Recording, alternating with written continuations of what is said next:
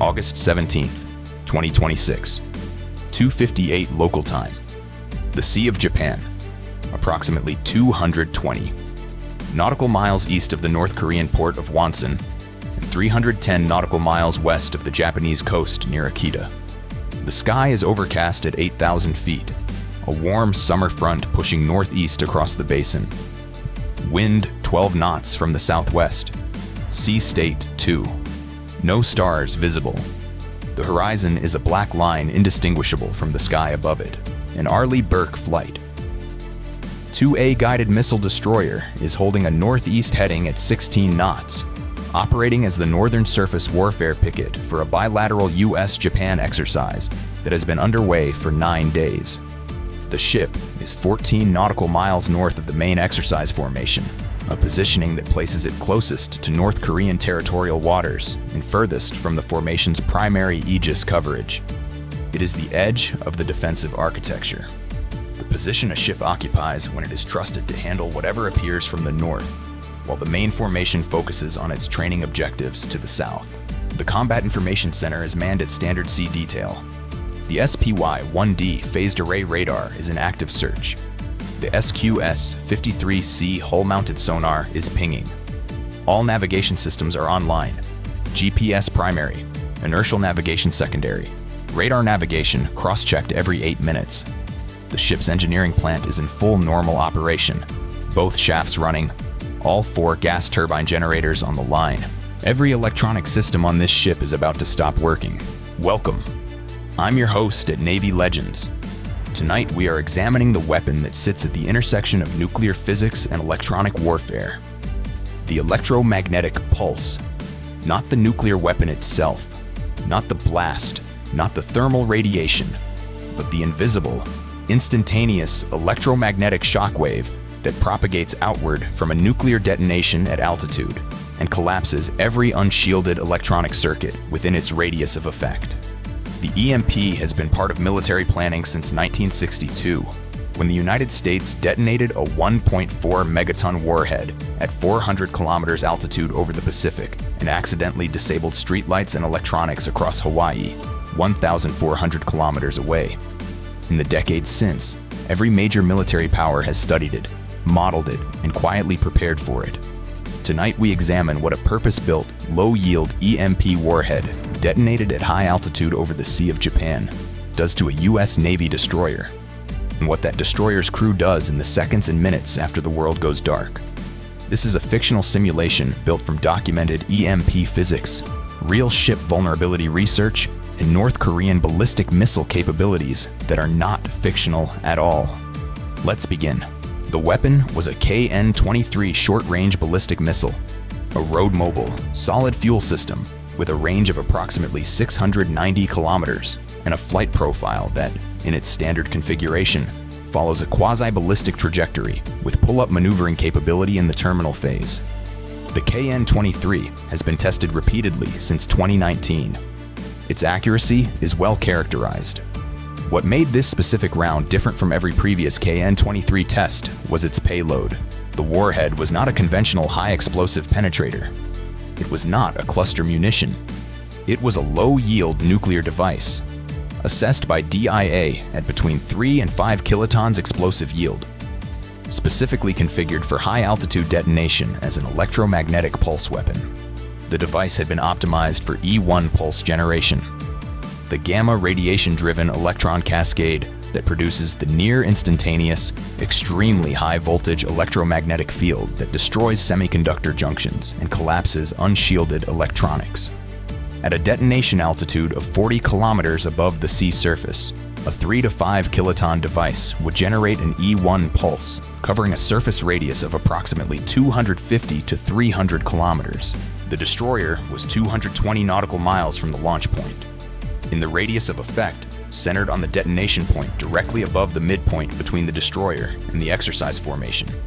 To the south, the KN-23 launched at 2:41 from a mobile launcher vehicle, positioned in a mountain valley 28 kilometers northwest of Wonsan.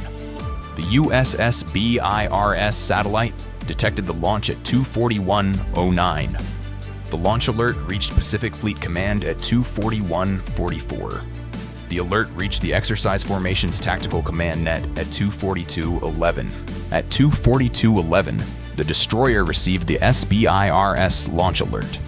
The tactical action officer immediately assessed the track data. KN-23 ballistic profile. Launch bearing 287 degrees.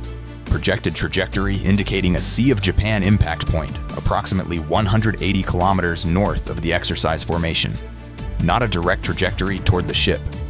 The assessed aim point was open water north of the formation.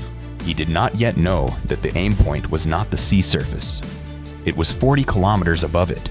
The KN-23's flight time from launch to detonation altitude was 7 minutes and 14 seconds. At 2:48:25, 14 seconds before detonation, the AN/TPY-2 radar at the U.S. tracking facility in Shiriki, Japan, characterized the terminal trajectory as inconsistent with a surface impact. The re-entry vehicle was not descending to the sea. It was maintaining altitude. The Shiriki facility transmitted at 2:48:27.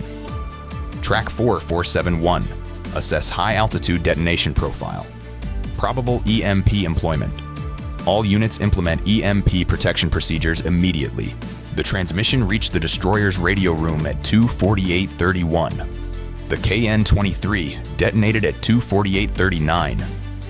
8 seconds later, 8 seconds, the E-1 pulse reached the destroyer at the speed of light, effectively instantaneous across 40 kilometers. The electromagnetic field strength at the ship's position was calculated in post-event analysis at approximately 22,000 volts per meter. The Navy's MIL-STD-461 electromagnetic hardening standard for Arleigh Burke-class destroyers provides protection up to approximately 200 volts per meter. Commercial-grade semiconductor components, present in significant quantities across ship systems, begin failing above 1,000 to 2,000 volts per meter. 22,000 volts per meter against a 200 volt per meter protection standard. The E-1 pulse lasted 1 nanosecond at peak intensity. In that nanosecond, semiconductor junctions throughout the ship's unshielded systems experienced voltage spikes exceeding their breakdown thresholds by factors of 10 to 100. The failure mechanism is not heat or physical damage. It is the instantaneous collapse of the junction barrier that allows transistors to function. Once collapsed, the junction is permanently destroyed. The component does not reboot. It requires physical replacement. At 2 hours, 48 minutes, 39.000000001 seconds, the destroyer's electronic systems began to fail. The SPY-1D radar, whose antenna arrays are external, unshielded, directly exposed to the electromagnetic environment, lost all 4 arrays simultaneously. The combat system computers driving the Aegis engagement architecture received voltage spikes through the antenna feed cables that bypassed the system's internal surge protectors. The combat system went offline in 0.003 seconds. The ship's navigation suite lost GPS at 2:48:39 as the GPS receiver's front-end semiconductor array failed. The radar navigation system lost its display processors. The inertial navigation system, which uses mechanical gyroscopes and accelerometers rather than semiconductor-dependent processing for its primary sensing, survived the E-1 pulse in its sensing elements, but its digital output processing interface failed, rendering the INS data inaccessible to the bridge navigation displays. The ship's propulsion control system, the throttle and shaft speed control interfaces on the bridge and in the engine room, lost their digital control interfaces. The gas turbine generators did not stop. Their combustion processes are not electronically controlled at the most fundamental level, but the digital governors that regulate their speed and the power management system that distributes their output to ship's loads failed. The 4 generators continued running, but at unregulated speeds, producing voltage fluctuations that triggered the automatic breaker systems. 3 of 4 generators tripped offline within 4 seconds of the pulse as their protective breakers responded to the voltage instability. The 4th generator, whose breaker had been manually bypassed during a maintenance evolution earlier in the watch, remained online. producing power at unregulated frequency, insufficient for most ship's systems, but enough to maintain basic lighting in the interphone system. At 2:48:43, 4 seconds after the pulse, the Combat Information Center was dark except for emergency lighting.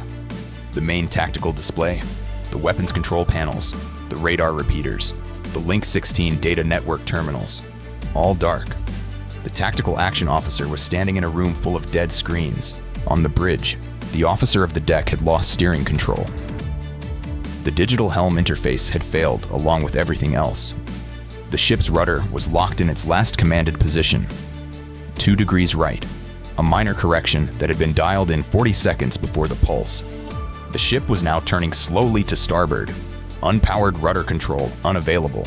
The engineering officer of the watch, in the central control station, reported to the bridge by interphone, one of the few surviving communication paths, at 2:48:51. Bridge, engineering. We have lost 3 of 4 generators and all digital propulsion control. 1 generator online on manual breaker, insufficient for propulsion. Requesting authority to initiate manual engineering restart procedures. The commanding officer was on the bridge at 2:48:55. He authorized the emergency engineering restart and ordered the bridge team to shift to manual steering. The hydraulic steering system, whose hydraulic actuators were mechanical rather than electronic, had survived the pulse. Manual steering required a helmsman at the manual wheel in the steering gear room, 2 decks below and aft, connected to the bridge by sound-powered telephone. The ship's one fully analog communication system, powered by the pressure of the human voice rather than any electronic amplifier. The sound-powered phone connection to the steering gear room was established at 2:49:14. The ship had manual steering. It had 1 generator on manual breaker, producing insufficient power for propulsion. It had no radar, no Aegis, no GPS, no Link 16, no weapon systems, no functioning combat system of any kind. It was blind, nearly powerless, and drifting in the Sea of Japan. The North Korean operational plan had anticipated this window. The KN-23 EMP detonation was not the terminal strike. It was the preparatory strike, the action designed to remove the ship's defensive capacity before the kinetic weapons arrived. At the Wonsan Coastal Defense Headquarters, the confirmation of the KN-23 detonation at high altitude had triggered the second phase of the operation at 2:48:45, 6 seconds after detonation. 2 KN-18 anti-ship ballistic missiles, solid fuel, road mobile, with a maneuvering re-entry vehicle specifically optimized for maritime target engagement, were authorized for launch. The KN-18 had first appeared in North Korean military parades in 2017. It is assessed by Western analysts as a variant of the KN-11 submarine-launched ballistic missile, modified for road mobile launch and equipped with a maneuvering re-entry vehicle capable of lateral corrections of up to 30 kilometers during the terminal phase. Its CEP against a moving maritime target had been assessed as between 50 and 200 meters, depending on targeting solution accuracy. The targeting solution for this engagement had been developed over 4 hours of passive tracking by a North Korean surveillance drone operating at high altitude 90 kilometers east of the launch position, feeding real-time position and velocity data to the fire control computer. The 2 KN-18 missiles launched at 2:49:12 and 2:49:19, 33 and 40 seconds after the EMP detonation. Their flight time to the target's last known position would be approximately 6 minutes and 40 seconds.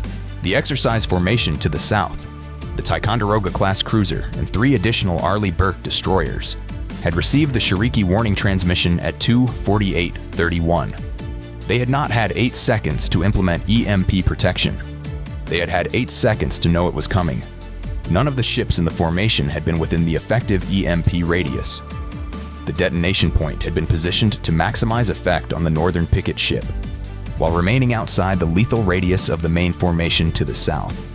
The formation's Aegis systems were operational. Their SPY-1 radars had detected the KN-23 launch at 2:41:44 and had tracked the trajectory through its entire flight to detonation. The 2 KN-18 launches were detected by the formation's radars at 2:49:22. The tactical picture was immediate and unambiguous. 2 inbound ballistic missiles on trajectories consistent with the last known position of the northern picket ship. The ship that had just been struck by an EMP and whose communications had gone silent 34 seconds ago. The cruiser's tactical action officer assessed the situation in 4 seconds. The northern picket ship was almost certainly electronically disabled. It could not defend itself. Its Aegis was down. Its VLS cells, which could still be fired manually if the crew could access the backup firing circuits, required combat system connectivity that no longer existed. The 2 inbound KN-18 missiles would reach the disabled ship's position in approximately 6 minutes and 20 seconds. He requested engagement authority from the exercise commander at 2:49:33. Authority granted at 2:49:38. 5 seconds. The fastest authorization in the exercise commander's operational experience. 4 SM, 3 Block 2. A interceptors left the cruiser's VLS at 2:49:52, 2 assigned to each KN-18 track, fired at 3-second intervals. 2 SM-6 missiles followed at 2:49:59, assigned as terminal backup rounds in case the SM-3s missed. Aboard the disabled destroyer, the commanding officer had no knowledge that 2 ballistic missiles were inbound. His communications with the formation were gone. The tactical radio systems had failed with everything else. The sound-powered phone could reach the steering gear room. It could not reach anyone outside the hull. He was operating on the assumption that the formation knew his status and was responding. An assumption based entirely on his confidence in the training and doctrine of the people he had been exercising with for 9 days. His crew was executing the emergency engineering restart with extraordinary competence under conditions none of them had ever experienced outside of simulation. The engineering officer of the watch had shifted to manual generator control, bringing a second generator back online on manual breaker at 2:51:14. 2 minutes and 35 seconds after the pulse. With 2 generators producing power at manually regulated frequency, the ship's propulsion control system could be partially restored through the backup analog throttle control interface. A mechanical system that had survived the pulse because it used physical cable connections rather than digital signal processing. The first shaft came back online at 2:52:44. The ship began making 4 knots. Enough to maneuver. Enough to hold a heading. Not enough to evade a ballistic missile traveling at Mach 6. The SM-3 intercepts unfolded 220 nautical miles to the south of the destroyed ship's concern, invisible to any sensor she still possessed. The first SM-3, assigned to KN-18 Track 1, achieved a direct kinetic hit at 2:52:17. At an altitude of 180 kilometers, during the descending phase of the KN-18's trajectory, before its maneuvering re-entry vehicle had initiated its terminal guidance corrections. The re-entry vehicle disintegrated. Track 1 was eliminated. The second SM-3, backup for Track 1, was redirected by the Aegis engagement manager to Track 2. The second KN-18, which had separated from its booster at 2:51:44 and was now executing its terminal maneuver sequence, jinking 18 kilometers laterally to the east before correcting back toward the projected impact point. The second SM-3 engaged the maneuvering re-entry vehicle at 2:52:51, achieving a direct hit at 94 kilometers altitude. Track 2 was eliminated. Both SM-3 rounds had found their targets. The 2 SM-6 backup rounds were deactivated by the Aegis engagement manager and would self-destruct at the end of their fuel supply. The northern picket ship never knew the missiles had been fired. At 2:52:51, when the second SM-3 impacted its target 94 kilometers above the Sea of Japan, the destroyer's crew was focused entirely on restoring propulsion and communications. Working in emergency lighting through a combat system, it was a room full of dead hardware, using sound-powered phones and analog backup systems that their training had covered, but that none of them had needed in actual operations. The ship's AN/SRC 20 emergency radio, a hardened, battery-powered unit specifically designed to survive electromagnetic events, stored in a shielded enclosure in the radio room, was brought online at 2:53:04 by the communications officer, who had remembered its location and its purpose from an EMP vulnerability briefing she had attended 7 months earlier. The emergency radio transmitted on guard frequency at 2:53:11. The formation heard it at 2:53:14. The exercise commander's response was immediate. Both KN-18 missiles had been neutralized. The ship was safe. Engineering support and escort were inbound. The commanding officer of the Northern Picket ship received that information on his emergency radio at 2:53:22. He allowed himself 2 seconds to process it. Then he transmitted his engineering status, his position estimate based on the manual navigation plot the quartermaster had been maintaining on paper since 02:49, and his request for priority electronic system support. A U.S. Navy electronic warfare support aircraft was on station overhead by 04:11, providing electromagnetic environment characterization. A rapid response electronics repair team from the exercise formation reached the ship at 6:44 with replacement circuit boards, semiconductor components, and diagnostic equipment. The SPY-1D radar was partially restored at 09:33. 2 of 4 arrays operational. The combat system came back online at 11:47. The ship made Sasebo Naval Base under her own power at 14:30, escorted by 2 destroyers. The damage assessment at Sasebo took 4 days. The final count: 847 failed electronic components across 34 separate systems.